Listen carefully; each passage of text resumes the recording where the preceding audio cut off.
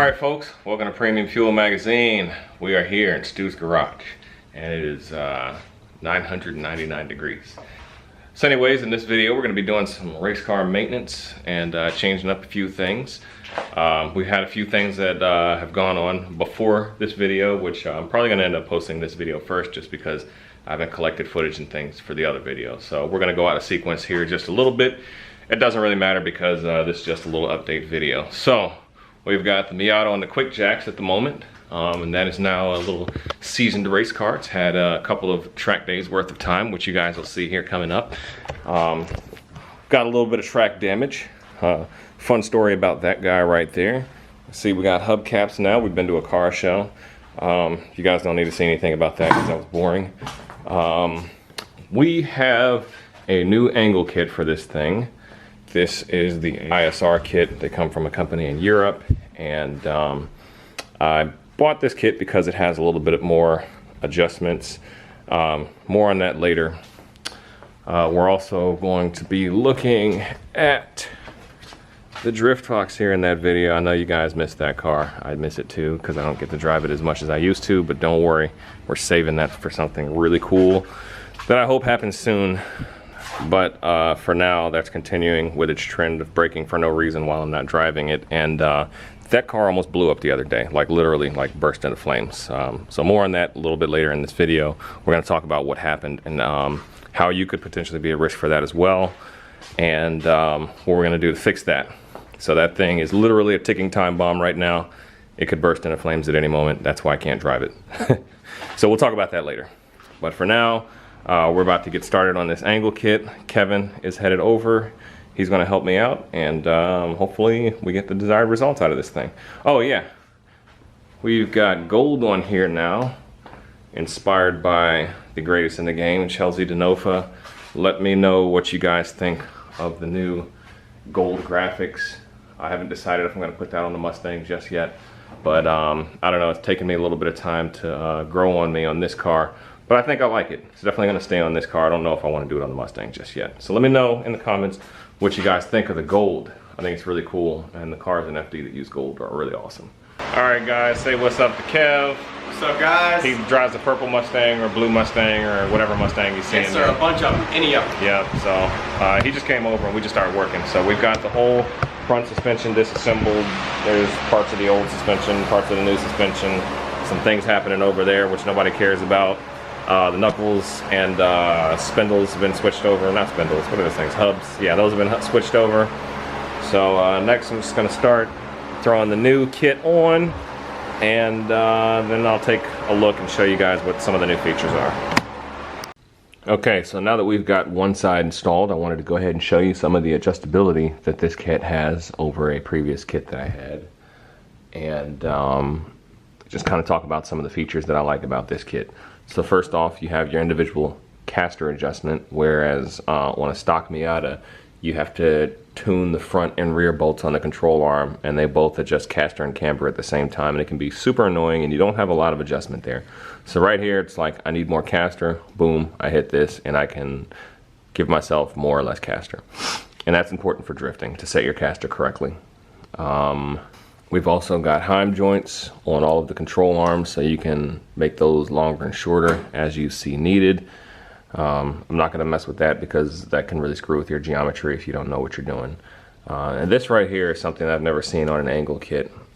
We've got these sleeves for the Ackerman, and you can take these and you can put them this way, or you can put them that way. And then there's another one that has a hole that's a little bit more centered. And the same thing, you can put it this way, or you can turn and you can put it that way. And that's going to control how much Ackerman you have. So for those who don't know, Ackerman is a term that basically describes the differential between how much your wheels turn. So on a street car, the wheel that goes in the direction that you're turning is actually going to turn more than the outside wheel. And that allows your car to make it a turn because obviously the inside wheel is making a tighter circle. During drifting, you actually want the least amount of Ackerman possible, so you want your front wheels to stay parallel. On a stock car, your wheels do not turn parallel. So by going to 0 Ackerman, you actually end up with better control drifting.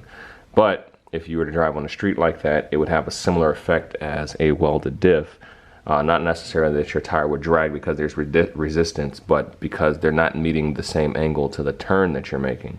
So drift cars like to have 0 Ackerman. Doesn't make it great for other driving, but it makes it great for drifting. My only issue is that this kit has no instructions, and I'm searching the internet and I'm not finding anything. I don't know which way to orient these bolts to give me 0. So I'll be working on that. I have hit a few other snags that I've worked out. So my homemade brake caliper bracket had to be slightly modified and beefed up in some areas in order to go onto the control arms. And another thing which I'm not super upset about is I did not order the brake lines with this kit because I was trying to save money, because I already had extended brake lines, and these brake lines are not long enough. And the only reason I'm not super upset about that is because that actually goes to show that I didn't necessarily do anything wrong on my other kit. That other kit wasn't made to have as much angle as this one does. This kit here actually needs a longer brake line because it gets more angle. So that's a good little confirmation for me. All right, guys, we got the angle kit fully on, and I'll give you a preview of what this angle actually looks like. That's somewhere around 60 to 66 degrees of angle. I think I've got my Ackerman set correctly, and we've got our custom brake lines in there. It took a little bit of work to get those so that they're out of the way. They won't get pinched anywhere. I've got a little bit more work to do, and I have to add some bump stops just to make sure that I have a little bit of extra clearance for the brake lines. So I won't get the max angle out of this kit, but it's still going to be a lot better. The spindles on here are actually also drop spindles, so they're made to make your ride height lower in order to correct the geometry on your suspension if you want your car to ride lower. So based on the settings that I had before, it's actually going to end up being a little too low, so I'm going to have to raise the suspension up a little bit. So we're going to go ahead and drop it down off the lift right now. We're going to finish up doing the work with it off the lift, and we're just going to use the jack. Alright guys, so we're about a week into this endeavor right now, and it wasn't as much plug and play, and that's not a reflection on the folks that built and designed this kit. It's a reflection of basically the things that I had done to this Miata before I put this kit on it that you wouldn't typically see on a Miata, such as 17-inch wheels and giant brakes. So I've had to make accommodations for those things, make a little bit of clearance here and there. As far as my wheel wells go, I don't exactly know how that's going to work out just yet. I may have to do some cutting in there that I really don't want to do, but we'll see what happens. I am going to end up raising up the car an inch in the front or so to try and help compensate for that. But what I wanted to show you guys right now is these bump stops that I've created, and basically what they do is we got my custom brake caliper bracket right here, and the modifications that I had to do to it to get it to fit on this kit conveniently worked to make a nice interface with the bump stop. So that's actually a socket, like a size 17 socket that I used as scrap metal to help reinforce that, and it just happened to land in a very convenient spot to hit that bump stop. So when we're turned in one direction, boom, it hits the bump stop right there, can't go any further. And then when we turn in the other direction, it comes in contact with the bump stop right there, right on the pivot arm of the knuckle.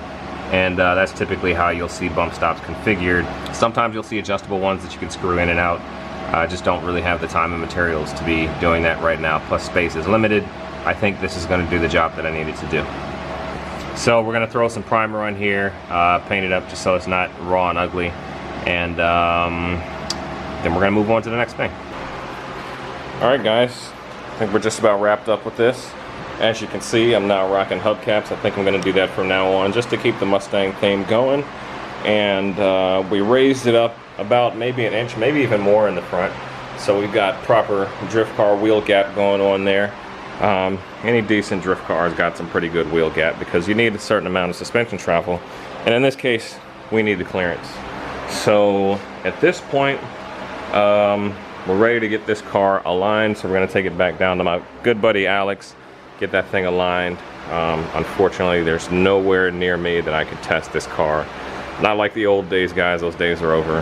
I got to do legal things. And anyway, yeah, super happy with the install. I have a really good feeling that things are going to work out now, and this car is just going to be ready to run. So we'll see how that goes. On to the next thing. All right, so next up, we've got this VTX 1800 motorcycle. This is actually my uncle's bike, and I'm going to be doing a little bit of work to it. And we're putting a sound system on this thing today. Pretty simple job. Just have to find a place to put things, and that's going to be the only challenging part. But yeah, guys, don't sleep on these cruisers. This VTX 1800 is actually a really fast bike. It's probably the second or third fastest motorcycle that I've ever ridden, and yeah, it's a pretty fun ride. So if you've never tried out a cruiser, definitely give them an honest chance. You might be surprised. All right, guys, so let's talk about the Drift Fox for just a moment and what happened. I was actually just going to move this car out of the way, out of the driveway, to get to something else, and I had a fuel line explode on this car, and it just kind of spontaneously broke. It's a fuel line that's been on the car for years, and it was all tightened down. My joints and everything were good. It actually exploded in the middle. I think this is actually the line that I have right here, because I kind of set it off to the side. But the problem with my fuel lines and why this car is a risk to drive right now is because this is the rubber hose. It's actually made out of a synthetic material called CPE. It's still rubber, guys, and even though they say that CPE is rated for E85 fuels, which all the fuel is E85 or some type of ethanol right now, this stuff is not, and it will break, and especially if you don't drive your car very often, it will dry out and it will crack and it will rupture. It's happened to me twice on this car, so I'm the dumb one for using it again, but this stuff right here will make your car catch on fire. So I will be changing out all the fuel lines and putting the E85 rated lines on here. One thing that you'll see about these fuel lines that's going to be a little bit misleading is that they say that these things are aircraft rated or aviation rated, and that may not be untrue, but the thing about aircraft fuel lines is those things get replaced at a regular interval. On a car, you generally never replace the fuel lines, not as normal maintenance. On an airplane, you have a certain time frame where, you know, after a certain amount of time, your fuel lines have to get replaced just like your oil or whatever else on a car. So aircraft rated fuel lines on a car are a no-go. You need something that works better. All right, guys, we got Drift Fox back in the garage, and like we said at the beginning of the video, we've got busted fuel lines on here. I have not really driven this car in 2 years, and it's like I've still been constantly fixing it after a solid year of drifting and nothing going wrong. I don't know, it's confusing. I don't really mind working on it at this point, but it's still frustrating. The car just keeps breaking for no reason. So, I don't know, before the car drives again, go ahead and leave me a comment of what part you think is going to break next for no particular reason. So anyways, this is the fuel setup that we've got coming into the car. These are PTFE lines rated for E85. So by the time this is said and done, the fuel system will be rated for E85, even though I don't ever plan on running E85. The biggest difference between using these AN hoses and the rubber AN hoses is these are actually a lot thinner. So this is a -8, this is a -6. The -8 is like the size of a regular -6, and this is like a -4. Outer diameter wise, the inner diameter is the same as what you would expect it to be. So they're thinner, but they also have a larger bend radius, because these things will kink a lot easier, and once you kink them, you can really mess them up. So they're not as easy to bend, so I have to be a little bit more careful with my fittings, because it's not going to be as forgiving. So I have to make sure that I just get the right angles on there and run these things. I may have to run them a little bit different. So we'll see how it goes. I'm just going to sit here and take my time, piece this thing together, and get this car back up and running again. Alright, guys, I'm all done with the fuel lines. It took me a couple of hours. Didn't really video the process. You guys didn't miss anything, I promise. Wasn't very exciting stuff going on here. So I just tested the system. It is holding pressure. I don't hear any leaks. So we got nice clean new fuel lines on here. The car is now E85 rated and no longer a rolling time bomb. So I forgot how much hose I ordered, but yeah, there's the old stuff right there. I'll probably keep that around just to use for random things. It's not a bad idea to keep some hose laying around. Out of that kit that I showed you, this is all I've got left. So I cut it pretty close there. I'm glad that it worked out. I didn't have to buy any more. I've got plenty of fittings left over. Those will go into the fittings bin. And one thing that I will say is that the -6AN PTFE line, super easy to work with. I actually enjoyed putting these together. The -8 line was not easy to work with, and I regretted using -8 and I regret not taking the opportunity to just convert the whole car over to Dash 6 because I really don't need to be running Dash 8 anyways. But I have it, I got it done anyways, so just a note for you guys in the future. The Dash 6 stuff is pretty nice. So I'm gonna go ahead and get the wheels on this guy and set it down back on the ground. Alright guys, we got the poor Cobra loaded up and we're getting ready to go down to the alignment shop. I'm taking a couple of tires down there to my buddy Alex. It's a little token of my appreciation for always being there for me. Guys, I don't have a real team, but there's a lot of people to support me in doing this thing, and I just would absolutely not be able to do this without the help of my buddies. So shout out to all you guys. You all know who you are. So anyways, we're gonna get this thing straightened up once again for a baseline alignment, and hopefully we don't gotta come back, you know. Hopefully we don't break anything. Hopefully we got it right this time, and then we can hit the track later on this month. All right guys, so this is what we're starting with. It's about the worst alignment I've ever seen in my life. The car does drive straight though. So what's up, Alex? What up? Yeah, so we're gonna get it straightened out. See what happens. Alrighty folks, we're all lined up and pretty much ready for the next track day.